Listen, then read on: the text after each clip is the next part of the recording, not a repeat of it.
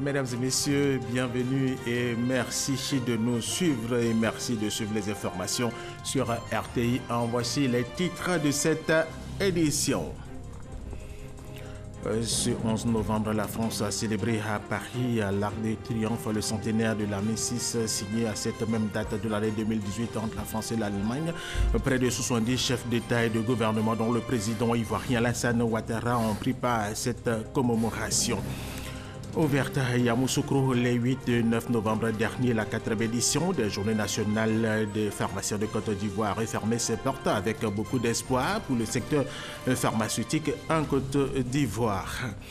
La première édition du Forum africain, Africa Investment Forum, le forum pour l'investissement pour l'Afrique, s'est tenu à Johannesburg, en Afrique du Sud. C'est une plateforme pour faciliter les contacts entre tous les investisseurs, les décideurs politiques et les entreprises du monde entier et de tous les secteurs. Mesdames et messieurs, bienvenue et merci de nous suivre. Le magazine de ce dimanche va s'intéresser à l'environnement des affaires.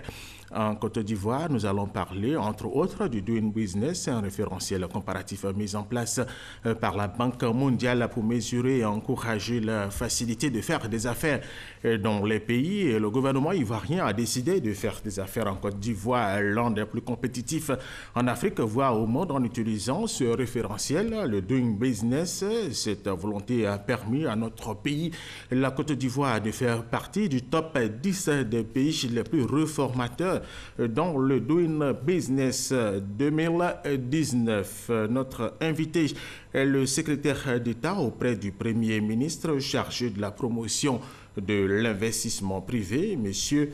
Esmel Emmanuel Essis. Monsieur Essis, bonjour. Bonjour. Bonjour et bienvenue et merci d'avoir accepté notre invitation. Et nous allons nous retrouver dans quelques instants pour les échanges sur le Doing Business et bien d'autres sur les affaires en Côte d'Ivoire. Ce 11 novembre, la France a célébré à Paris, à l'Arc de Triomphe, le centenaire de la Mésis, signé à cette même date de l'année 2018 entre la France et l'Allemagne. Près de 70 chefs d'État et de gouvernement, dont le président ivoirien Alassane Ouattara, ont pris part à cette commémoration à l'invitation du président français Emmanuel Macron, le président ivoirien que vous voyez là sur vos images. Le président français Emmanuel Macron a justement présenté ce moment comme la promesse d'un plus jamais ça et de poursuivre, faisons une fois de plus ce serment des nations de placer la paix plus haut que tout, car nous en savons le prix. Au cours de la cérémonie, hommage a été rendu à tous les soldats venus du monde entier et aux tirailleurs venus d'Afrique, pour qui la chanteuse Angélique Kidjo a interprété un chant de gratitude et de célébration du vivre ensemble. La Première Guerre mondiale qui a duré de 2014 à 2018 prenait ainsi fin pour faire place à la paix après 4 années d'horreur. Ici, en Côte d'Ivoire, le vice-président Daniel Kablan-Duncan a pris part à la cérémonie de restitution des travaux de délégation du Grand Est de France. Et cette mission est à Abidjan depuis le 6 novembre dernier. Elle repart dans ses valises de belles perspectives de coopération entre la France et la Côte d'Ivoire. Alexis Ouedraogo. Au terme de sa mission en Côte d'Ivoire, place aux restitutions des échanges et travaux de la délégation du Grand Est de France. Au pupitre de l'auditorium de la primature, Christine Bertrand salue le pont établi et consolidé entre les deux pays. Le MEDEF Meurthe-et-Moselle et le MEDEF Grand Est, la maison de l'entreprise, est à disposition des chefs d'entreprise de la Côte d'Ivoire. La qualité des échanges que nous avons eus ces 3 derniers jours montre encore une fois que nous avons de belles actions à mener ensemble. À sa suite, Laurent Bion, président du World Trade Center, salue aussi l'énergie ivoirienne durant les travaux et les perspectives heureuses du continent. Il propose 2 actions concrètes. La première, c'est de travailler sur un axe international, France, Grand Est, voire européen, en proposant d'étudier la possibilité de créer un World Trade Center ici, à Abidjan. Et j'aimerais, toujours dans le souci d'être très concret, vous apporter ma contribution en travaillant sur un projet de formation d'une école de soudure pour que la Côte d'Ivoire puisse aussi renforcer ses bases autour de l'industrie. Hôte, chef de délégation, n'a pas manqué, lui, de se réjouir de la mise en route de cette coopération qui doit soutenir une action plus globale, une action régionale.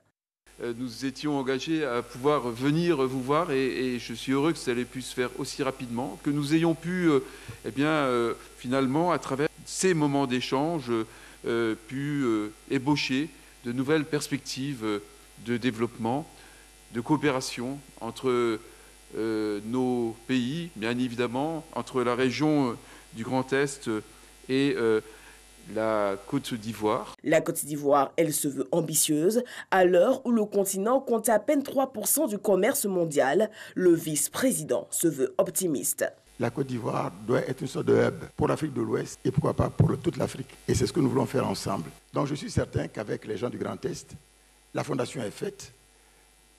Dans 1 an, 2 ans maximum, je suis certain que les premières inaugurations vont commencer à sortir. La délégation a remercié la Côte d'Ivoire pour les beaux jours à venir.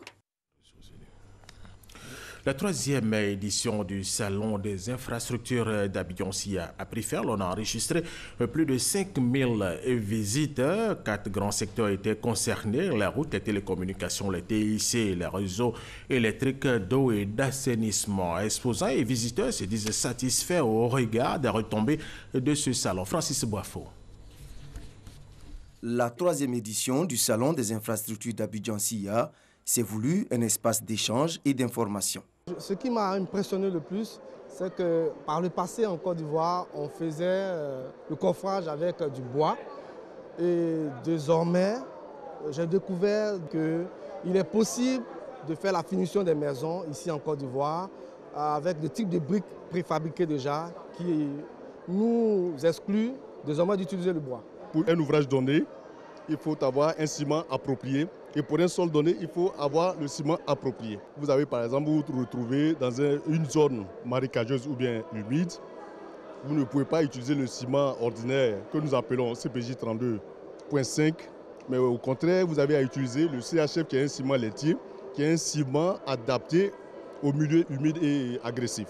5000 visiteurs enregistrés cette année contre 3000 l'édition précédente, soit une augmentation de 30% du taux de visite. Concernant les exposants, on dénombre une centaine de structures, dont des petites et moyennes entreprises PME. C'est un succès pour nous parce que la plupart des visiteurs qui sont passés ne connaissaient pas l'entreprise. Donc on a pu atteindre notre cible, savoir nous faire connaître. Le SIA 2018 a été pour certains opérateurs économiques une opportunité de signer des conventions et pour d'autres de renforcer leur partenariat. Nous faisons 3 métiers, des équipements pour les télécoms, des batteries et des équipements pour l'éclairage public. Nous avons décidé ensemble de nous implanter par une joint venture en Côte d'Ivoire, de créer sur place une usine pour y déployer nos produits et grâce au savoir-faire technologique et immobilier d'Alain, de développer cette activité en Côte d'Ivoire. En tant que représentant d'une nouvelle structure qui va bientôt opérer dans tout ce qui est produits métallurgiques, on a pris quelques contacts que juste après on va relancer, histoire d'avoir des contacts fiables sur le terrain et faire du business. Objectif atteint, affirme le président du groupement ivoirien du bâtiment et des travaux publics, organisateur du salon, au regard des retombées. J'ai été très heureux de constater que certains des fournisseurs d'équipements ont fait des démonstrations de simulateurs de conduite d'équipement. C'est une innovation particulière. Ça veut dire qu'on n'est plus obligé d'aller sur le terrain pour apprendre de plus en plus. Avec les éléments dont nous disposons en Côte d'Ivoire, des personnes peuvent être formées en bureau climatisé à l'utilisation de nos équipements. La prochaine édition est prévue pour 2020.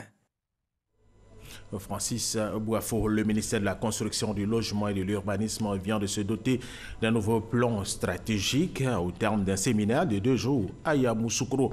Les actions prioritaires pour répondre aux attentes des populations sont réparties en 4 axes, entre autres l'assainissement et l'amélioration du foncier urbain, une question largement expliquée par le ministre Bruno Nabagné-Koné face à la presse. Léon Brou, RTI Boaké. Prolifération de quartiers précaires, urbanisation accélérée. Pour arrêter l'hémorragie, une résolution. Assainir et améliorer le foncier urbain. Dans l'agenda du ministère de la Construction, densification de l'habitat, régénérescence des centres-villes, aussi anciens comme Cocody-Danga. À Treichville, à Koumassi, à Djamé, etc. Donc l'idée, c'est de travailler à redonner une autre vie, à moderniser ces endroits-là. Densifier l'habitat, ça veut dire justement aller de moins en moins loin. Là où, par exemple, nous avions une cinquantaine de maisons à Danga, il va en sortir pratiquement 200 appartements. Et par ailleurs, construire en hauteur coûte moins cher. Ce projet s'étend à la restructuration des quartiers précaires, environ 100 pour la seule ville d'Abidjan, par exemple. Faire en sorte qu'il y ait les voiries primaires, donc les VRD, dans certains cas faire même en sorte qu'il y ait l'eau potable, qu'il y ait l'électricité, pour que ces personnes qui sont obligées de vivre là puissent y vivre plus décemment. Nous avons déjà commencé à travailler avec certains bailleurs de fonds qui sont tout à fait disposés à nous accompagner. J'ai bon espoir que les conventions seront signées avant la fin de cette année, que les études seront achevées avant la fin de cette année, de façon à ce que ces travaux puissent démarrer dès le début de l'année prochaine.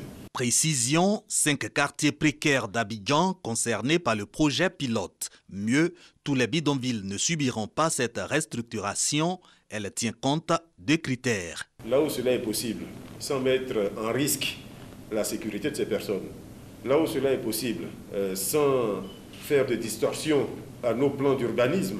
Aux inondations de quartiers et effondrements d'immeubles sont aussi prévues des réponses. En termes de surface, en termes de hauteur, sur une pente, donc toutes les constructions avec un certain nombre de complexités, nous allons imposer le recours à des ingénieurs conseils pour que la construction se passe bien et que les personnes qui vont y loger plus tard soient en sécurité. Outre ces mesures pour améliorer le cadre de vie, d'autres pour redorer l'image du ministère de la Construction, sécurisation et simplification des procédures et délais d'établissement des actes notamment. Ouverte à Yamoussoukro le 8 et 9 novembre dernier, la 4e édition des Journées nationales des pharmaciens de Côte d'Ivoire refermée ses portes avec beaucoup d'espoir pour le secteur pharmaceutique en Côte d'Ivoire. Plusieurs résolutions ont été adoptées par les professionnels du secteur, au nombre desquelles la lutte contre les médicaments de rue, mais aussi l'interdiction du phénomène naissant de la vente de médicaments en ligne. Cheikh Koné était à Yamoussoukro pour RTI 1. Ils étaient environ 450 pharmaciens venus de toutes les contrées du pays pour prendre part à ces 2 journées consacrées au décryptage des problématiques de leur profession. Au nombre de ces problèmes, la vente des médicaments de rue et le nouveau phénomène de la vente des médicaments sur Internet. Il se trouve que malheureusement, certains pharmaciens en Côte d'Ivoire ont déjà mis en place des systèmes de vente en ligne. Ce n'est pas pour le moment réglementaire, on n'a pas légiféré dessus, ce n'est pas réglementaire. Et nous estimons, et ça a été conseillé, qu'il faut qu'ils arrêtent. Dans tous les cas, une commission a été mise en place au niveau de l'ordre des pharmaciens pour réfléchir à la question, pour voir déjà qu'est-ce qui peut être fait et qu'est-ce qui ne peut pas être fait et comment encadrer ce qui peut être fait. L'Organisation mondiale de la santé estime qu'environ 50% des médicaments vendus sur Internet sont des médicaments falsifiés. En Côte d'Ivoire, ces dernières années, de célèbres sites de vente en ligne s'adonnent à la pratique sans aucun test réglementaire en la matière. Autre point abordé, la décentralisation des pouvoirs de l'ordre des pharmaciens dans plusieurs zones stratégiques du pays et également la mise en route de l'autorité de régulation en vue d'assainir la profession. Je pense qu'au niveau de la mise en place de l'AIRP, la profession a pu être informée de cette autorité de régulation et donc nous attendons nos politiques de sorte que cette autorité soit mise en place effectivement. Au total, 9 conférences, 4 panels et plus de 10 communications ont été animées. Les participants ont salué la qualité des interventions. C'était des journées très constructives. Il y a eu beaucoup d'échanges qui ont été faits. Nous avons retenu l'essentiel pour nous en tant que laboratoire pharmaceutique, ce que nous devrons faire pour aider les pharmaciens, surtout dans la lutte contre les médicaments illicites et tout. la décentralisation est importante et bien pour la profession parce que ça permet de traiter tous les aspects dans toutes les localités de la Côte d'Ivoire. Le secteur pharmaceutique ivoirien compte 5 industriels, 4 grossistes répartiteurs, plus de 800 officines de pharmacie pour un peu plus de 300 milliards de francs CFA de chiffre d'affaires réalisés chaque année.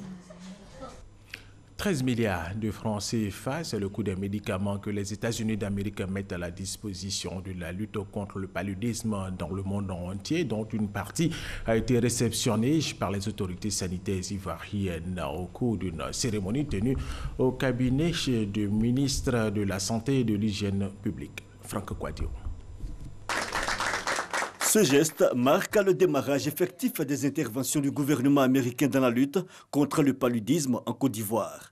Ce carton, réceptionné par le directeur de cabinet du ministère de la Santé et de l'Hygiène publique, est un échantillon de 42 000 médicaments que la présidence américaine vient de mettre à la disposition du Programme national de lutte contre le paludisme. Cette action, la première d'une série de dons, s'inscrit dans le cadre de l'obtention du financement du PMI, initiative présidentielle américaine. Nous fournissons les médicaments et aussi les moustiquaires imprégnées.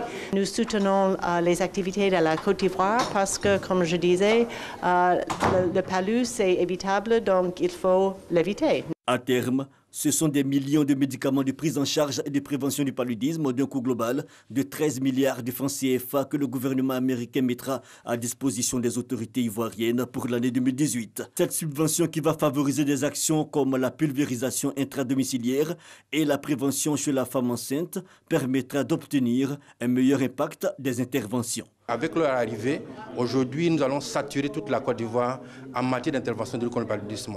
Parce qu'ils vont nous aider en matière de prise en charge communautaire, en matière de prise en charge curative et en matière de prévention et de communication sur la lutte contre le paludisme. C'est donc l'effectivité, je dis bien l'effectivité du droit d'accès aux médicaments pour la population ivoirienne. C'est important. En Côte d'Ivoire, les décès liés au paludisme sont passés de 4 431 en 2016 à 3 222 en 2017. Un progrès qu'il faut poursuivre, d'où l'intérêt de la mobilisation des ressources nationales et internationales matérialisées aujourd'hui par l'implication de la présidence américaine dans la lutte contre le paludisme. Franck Kouadio, le Fonds de développement de la formation professionnelle FDFP vient d'adopter un calendrier stratégique de la formation professionnelle ici en Côte d'Ivoire. Il va s'étendre sur les 4 prochaines années. Pour plus d'efficacité dans son fonctionnement, le Fonds de développement de la formation professionnelle veut se donner une nouvelle orientation. Dans le cadre de ces réformes, un plan stratégique pour la période 2018-2022 est élaboré en vue de recueillir différentes contributions pour son adoption. Un atelier est donc initié. Chers collaborateurs du FDFP, vous devez être fiers du travail de construction du futur désiré que vous avez abattu.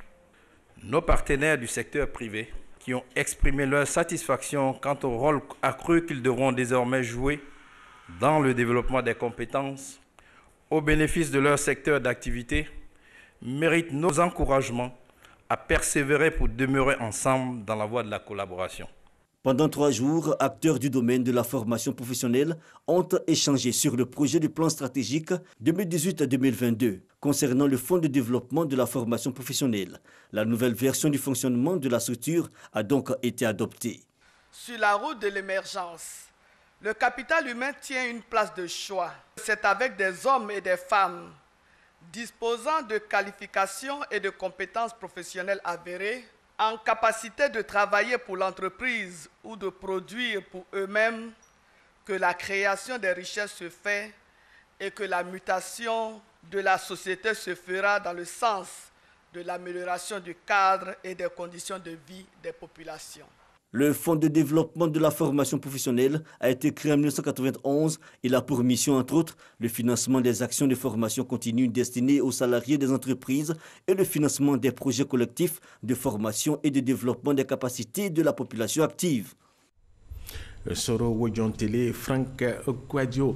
Une journée de réflexion stratégique des directeurs généraux membres de l'UA, l'Union africaine de radiodiffusion, s'est tenue hier samedi ici à Abidjan. Il a été question des droits de retransmission des événements pour que l'Afrique devienne maître de ces événements vis-à-vis surtout de sa jeunesse. Walter Amadou Ouattara. Les enjeux de la retransmission des événements constituent une réelle préoccupation pour le service public de l'audiovisuel africain.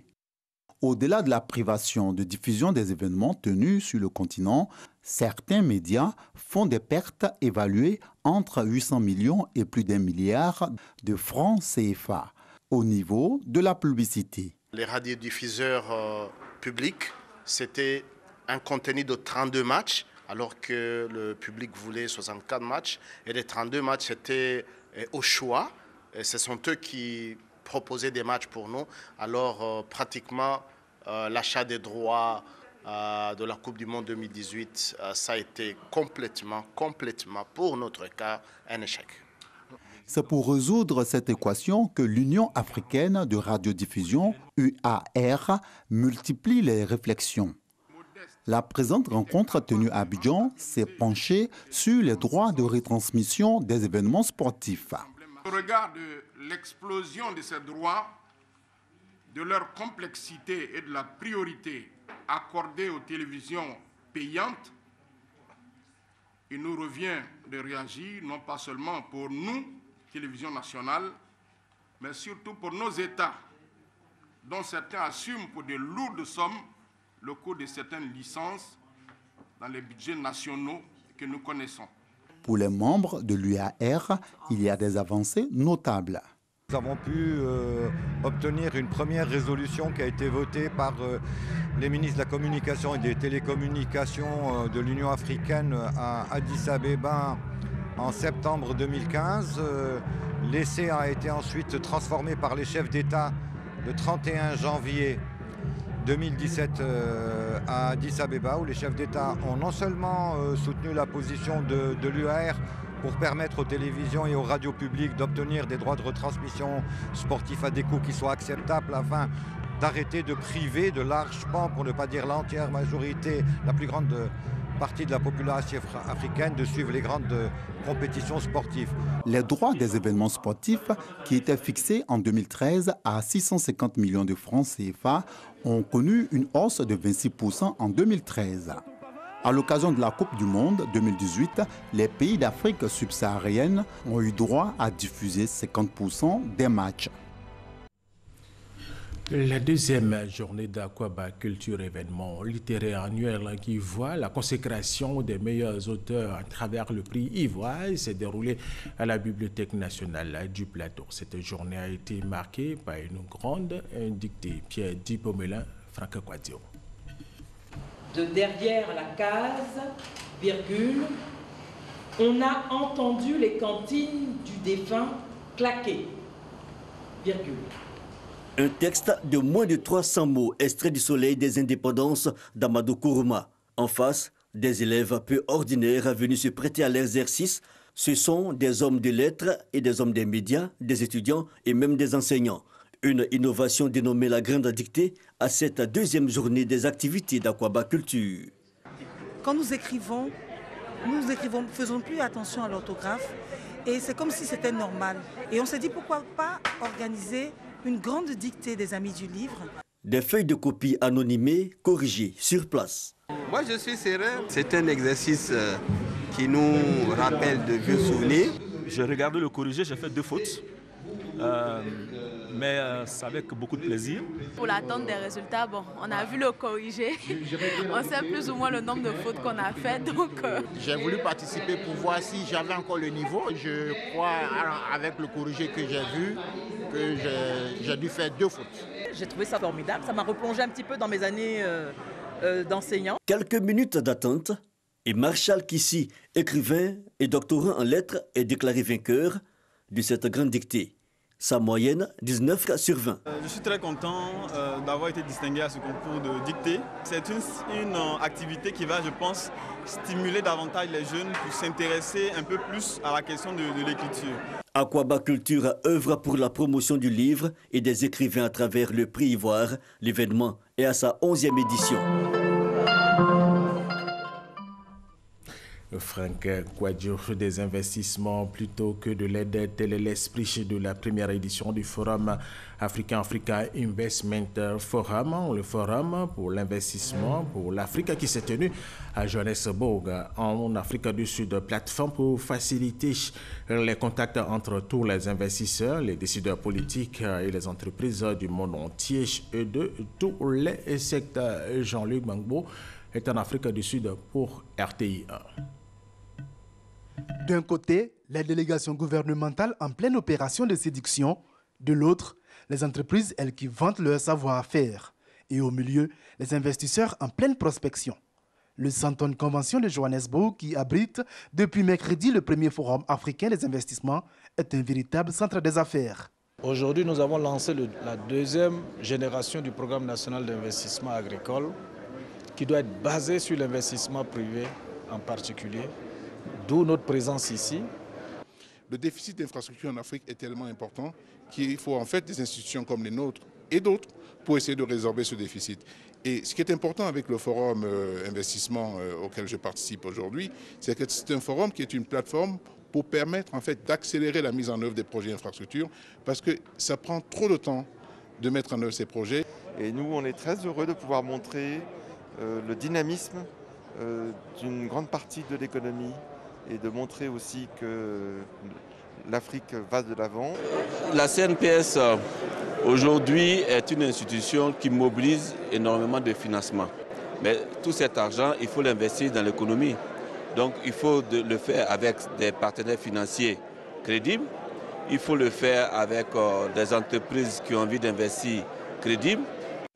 Si les uns doivent convaincre qu'investir chez eux est rentable, les autres, eux, veulent éviter de prendre trop de risques. Ils veulent être sûrs que cela va leur rapporter de l'argent. Tous saluent néanmoins cette initiative de la Banque africaine de développement. Nous avons rencontré les Zimbabwéens, nous avons rencontré les Kenyans, et tout ça, c'est pour créer le lien entre les hommes d'affaires de l'Afrique, pour faire en sorte que le commerce africain, entre Africains qui est aujourd'hui à 10%, puisse connaître une évolution. Il faut que nous, en tant qu'Africains, on puisse changer déjà la donne et qu'on puisse parler de notre continent de façon différente et expliquer que le risque qui existe en Afrique, il est égal au risque qu'il y a dans toutes les autres juridictions. Ça permet d'attirer les investissements étrangers. Et je pense que les Africains commencent à avoir non seulement confiance en Afrique, mais de savoir qu'en fait qu'on peut avoir en main notre destinée. On a besoin de l'étranger, mais il y a beaucoup de choses qu'on peut faire à l'intérieur de l'Afrique. L'un des objectifs de ce forum étant de convaincre les Africains eux-mêmes de placer leur argent sur le continent. Le magazine de ce dimanche va s'intéresser à l'environnement des affaires en Côte d'Ivoire. Nous allons parler entre autres du Doing Business, un référentiel comparatif mis en place par la Banque mondiale pour mesurer et encourager la facilité de faire des affaires dans le pays. Et le gouvernement ivoirien a décidé de faire des affaires en Côte d'Ivoire, l'un des plus compétitifs en Afrique, voire au monde, en utilisant ce référentiel, le Doing Business. Et cette volonté a permis à notre pays de faire partie du top 10 des pays les plus reformateurs dans le Doing Business 2019. Notre invité est le secrétaire d'État auprès du Premier ministre Amadou Gon Coulibaly, chargé de la promotion, vous bien sûr, chargé de la promotion de l'investissement privé, Monsieur Esmel Emmanuel Essis. Monsieur Essis, merci d'avoir accepté notre invitation. Merci. Voilà, avant notre entretien, nous allons suivre cette analyse de Adama Kodé. Il fallait réussir 3 réformes pour figurer parmi les pays les plus réformateurs. La Côte d'Ivoire en a validé 5 au dernier classement Doing Business. La première concerne la création d'entreprises. Désormais, le passage devant notaire n'est plus une obligation pour l'entrepreneur. La mise en place du guichet unique de la construction et l'amélioration de l'exécution des contrats avec le tribunal de commerce sont 2 autres réformes appréciées par les évaluateurs de la Banque mondiale. La création de bureaux d'information sur le crédit qui permet aux banquiers de vérifier la solvabilité des demandeurs de prêts est la 4e réforme qui a attiré l'attention de l'institution de Bretton Woods. La dernière réforme porte sur le paiement en ligne des impôts. Au-delà des 10 indicateurs du Doing Business, le gouvernement ivoirien, depuis 2015, s'est engagé dans 54 réformes globales touchant la lutte contre la corruption, la transparence dans la passation des marchés et autres. Classement Doing Business, indice Mo Ibrahim, le constat est que malgré les embellies économiques, beaucoup de pays doivent transformer les succès macroéconomiques en réalité sociale. Les institutions estiment que les attentes des populations, surtout en Afrique, sont encore nombreuses.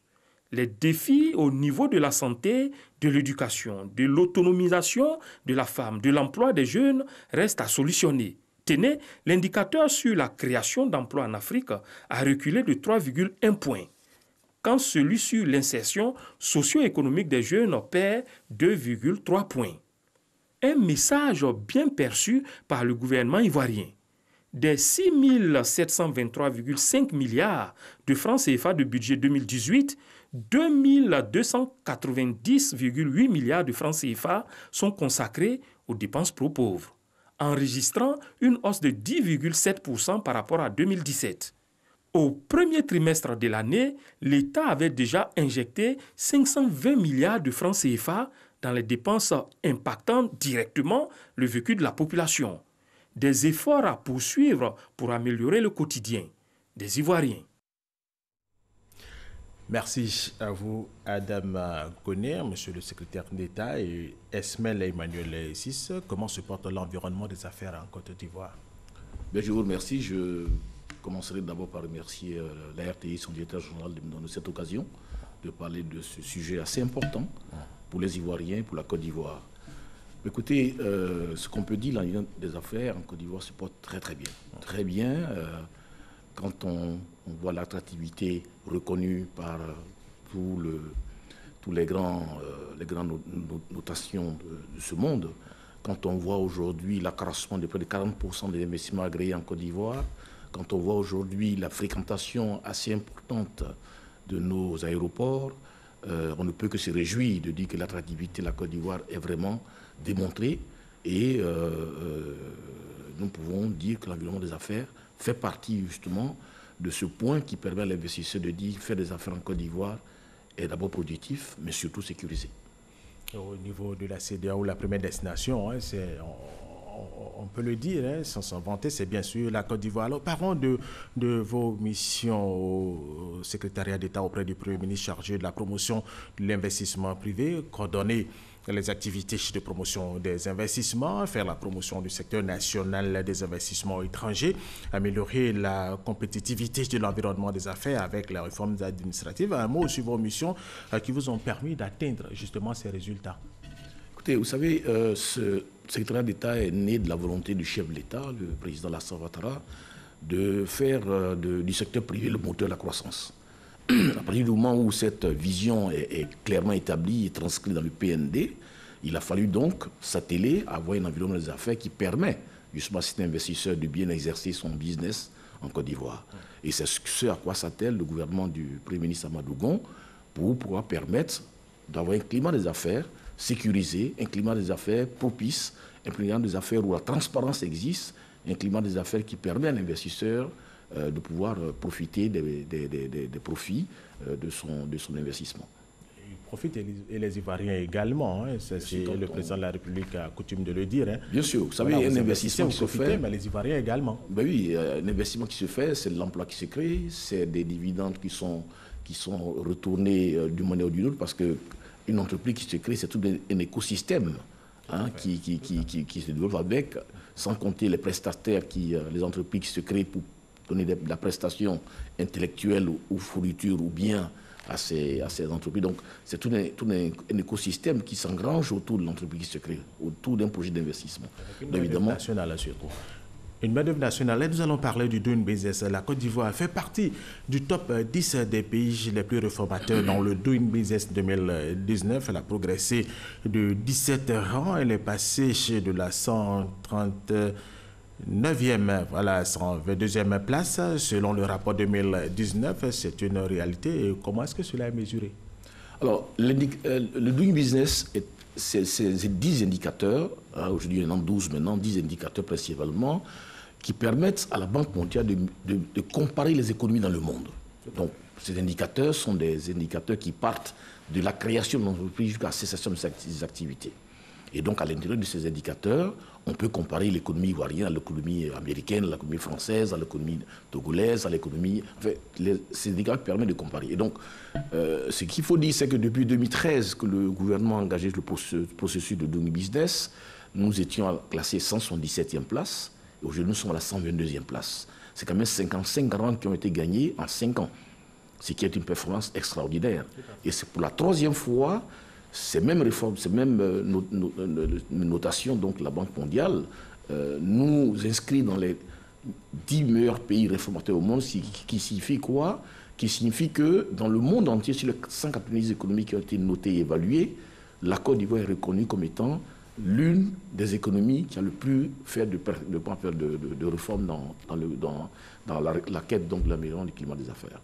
Et ça, dans le monde entier, il faut insister là-dessus. C'est le monde entier, bien sûr. Seulement en Afrique.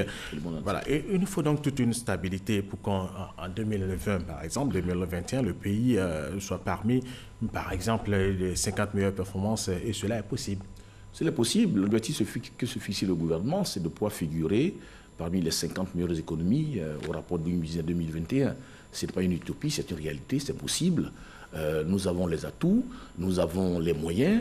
La volonté politique y est, les ministères travaillent acharnement à cela et nous avons la possibilité de le faire. Donc j'espère qu'on se donne rendez-vous en 2021 pour faire le point, mais je reste convaincu qu'avec l'engagement personnel du Premier ministre sur ce sujet-là, nous pouvons arriver à mettre la Côte d'Ivoire à ces niveaux de performance. Et cette performance est ressentie par les populations? Écoutez, le Doing Business, forcément, le quotidien du Ivoirien s'améliore. Je prends un exemple. La création d'entreprises. Aujourd'hui, on crée une entreprise, pour juste une information, sachez que dans le classement Doing Business, au niveau création d'entreprise, nous sommes classés 26e mondial. C'est-à-dire devant des grands pays de l'OCDE. Et donc, par rapport à cela, une entreprise qui se crée, c'est d'abord une initiative qui peut être faite par un jeune, donc désœuvré, donc on règle un problème concernant l'emploi. Quand il crée son entreprise, et quand il crée une entreprise, ce n'est pas forcément des grosses entreprises, ça peut être une salon de coiffure, ça peut être une PME, c'est une PME, donc on lui facilite la création d'entreprise. Aujourd'hui, créer une entreprise, une SARL en Côte d'Ivoire, le maximum 10 millions de capital, c'est 15 000 francs CFA que ça coûte. Et c'est une journée de formalité. Bientôt, nous allons mettre en ligne la création donc, de votre bureau, de votre maison, de la plage, vous pourrez créer l'entreprise en ligne. Donc, cette facilitation Doing Business permet une initiative d'entrepreneuriat, je veux dire, forcément. Donc, à partir du moment où vous avez des Ivoiriens qui sont, je veux dire, attirés par l'entrepreneuriat, vous réglez forcément un problème concernant le chômage, un problème d'emploi. Et mieux, vous apportez les PME à être plus dynamiques dans le système économique. Donc, on a un lien forcément entre l'amélioration du climat des affaires et le quotidien de l'Ivoirien. Et donc, cela est ressenti par les populations. Alors, quelle est la place de la Côte d'Ivoire au niveau de l'UEMOA et de l'OADA, l'Organisation pour l'harmonisation en Afrique du droit des affaires, de la CEDEAO et des pays francophones dans le monde des affaires, justement? Au niveau de l'UEMOA et de l'OADA, nous sommes premiers, au niveau de business. Au niveau de la CEDEAO, nous sommes deuxièmes. Au niveau de l'Afrique subsaharienne, nous sommes 12e. Et au niveau donc mondial, on est donc 122e. Mais je peux quand même compléter pour dire qu'il y a quand même d'autres rapports aussi qui nous notent dans ce domaine. Il y a le World Economic Forum dans lequel nous sommes 114e. Nous avons aussi le mot Ibrahim qui est sorti, dans lequel nous avons un très bon rang. Donc tous ces rapports ne sont pas des rapports qui sont complaisants. C'est des rapports qui sont très rigoureux et qui permettent d'apprécier une économie à travers ces indicateurs que je viens d'expliquer. Et quand nous sommes 114e, il faut tenir compte des pays américains, des pays européens, et tout ça, c'est dans le monde entier, des pays asiatiques, le Japon, la Chine. Il y a 190 économies qui sont notées, 190 économies dans le monde qui sont notées. Donc il faut reconnaître que c'est une performance quand même pour la Côte d'Ivoire. Bien sûr, c'est une tout à fait. Alors parlons maintenant du portail unique des services à l'investisseur. C'est une vision du chef de l'État, le président de la République Alassane Ouattara. De quoi s'agit-il et quel est son impact sur l'environnement des affaires en Côte d'Ivoire? Alors comme je l'ai dit, cette volonté du président de pouvoir faire du secteur privé le moteur de la croissance nous amène à pouvoir, travailler sur l'environnement des affaires. Et l'une des décisions qui a été prise depuis 2015, c'est d'aller à la dématérialisation des actes et services administratifs. Ce qui veut dire quoi? Ce qui veut dire aujourd'hui, le gouvernement va pouvoir permettre à tout citoyen qui entreprend, à tout citoyen qui veut parler, qui veut entrer en transaction avec l'administration, de pouvoir le faire en ligne. D'où la création de ce portail unique de services à l'investisseur où on a deux facettes. Une facette informationnelle qui permet à l'investisseur d'aller prendre des informations pour son investissement. Et deuxièmement, une facette transactionnelle qui permet à l'investisseur de rentrer en transaction avec l'État, de pouvoir créer son entreprise, payer ses impôts, faire sa déclaration d'impôts, aller en ligne pour pouvoir faire son raccordement d'électricité. Mais quand je dis faire une transaction, c'est faire la demande, suivre cette demande, payer en ligne et obtenir le service. La conséquence, c'est quoi? C'est la transparence. La conséquence, c'est la facilité, c'est la rapidité. Et puis, en fin de compte, c'est le gain de temps pour l'investisseur. D'accord. Alors, le rôle de l'identifiant unique? Alors, l'identifiant unique, c'est en 2015 que la loi a été prise pour pouvoir créer un système d'immatriculation des entreprises exerçant en Côte d'Ivoire unique. Ce qui veut dire qu'aujourd'hui, l'État, toute entreprise qui se créera n'aura qu'un seul numéro. Aujourd'hui, nous avons un numéro de compte contribuable, nous avons un numéro de registre de commerce, nous avons un numéro de la CNPS. Tous ces numéros sont confondus et on n'aura qu'un seul numéro. L'intérêt pour l'investisseur, pour l'entrepreneur, c'est quoi? C'est qu'il n'aura plus à faire toutes ces démarches administratives, il aura une seule démarche à faire avec un seul numéro. Évidemment, la loi donne 1 an aux entreprises existantes pour qu'elles aillent se réimmatriculer, de sorte à obtenir donc leur identifiant. Bientôt, nous allons faire une campagne très forte pour pouvoir permettre de vulgariser cette importante réforme du gouvernement du Premier ministre Amadou Gon. Ça, bien sûr, par la RTI. Alors, quelle est l'évolution des investissements directs dans le monde et surtout l'évolution des investissements directs en Côte d'Ivoire? Alors, le dernier rapport, voilà. Alors, la CNUSED sort chaque année des rapports qui parlent de l'investissement direct étranger dans le monde. Et le dernier rapport qui est sorti donc, en 2018, qui qualifie donc les investissements directs dans le monde 2017, indique une baisse quand même de 23% de l'investissement direct étranger. C'est quand même important. Et cette baisse se ressent beaucoup en Afrique, où nous avons chuté quand même de 10 milliards de dollars, près de 21% de chute. Dieu merci, en Côte d'Ivoire, nous avons une croissance positive. Nous avons accru nos investissements de près de 100 milliards de francs CFA, et 100 milliards de dollars, pardon. Et ce qui fait après 23% d'augmentation au niveau de nos IDE. Mais nous avons un potentiel qui n'est pas encore exploité. Et justement, toutes ces mesures que nous prenons en matière qu'on appelle l'amélioration du climat des affaires, toutes ces mesures que prend le gouvernement pour mettre en place un nouveau code d'investissement, permettront de pouvoir attirer l'investissement direct étranger, qui est un facteur important, il faut le souligner, de transfert de technologie, de transfert de capitaux, pour justement avoir une émulation plus grande avec les PME existantes. Alors, très rapidement, M. Sissolo, nous allons rappeler que ce sont des efforts du gouvernement qui ont permis toutes ces performances quand même. Bien sûr, c'est une activité gouvernementale et c'est pour cela, comme je vous l'ai dit, qu'un secrétariat d'État a été créé pour justement suivre particulièrement ces questions. Et justement, le gouvernement, dans son cahier des charges, en parle et considère que c'est une action prioritaire très importante pour que la partie économique privée puisse jouer son rôle dans le développement économique global de la Côte d'Ivoire. Merci à vous, Monsieur Esmel Emmanuel Essis. Le magazine de ce dimanche s'est intéressé à l'environnement des affaires en Côte d'Ivoire. Et nous avons parlé, entre autres, du Doing Business. Notre invité était le secrétaire d'État auprès du Premier ministre Amadou Gon Coulibaly, chargé de la promotion de l'investissement privé, Monsieur Esmel Emmanuel Essis. Voilà, c'est la fin de ce magazine. C'est également la fin de cette édition. Merci à vous de l'avoir suivi. Restez avec nous sur RTI 1.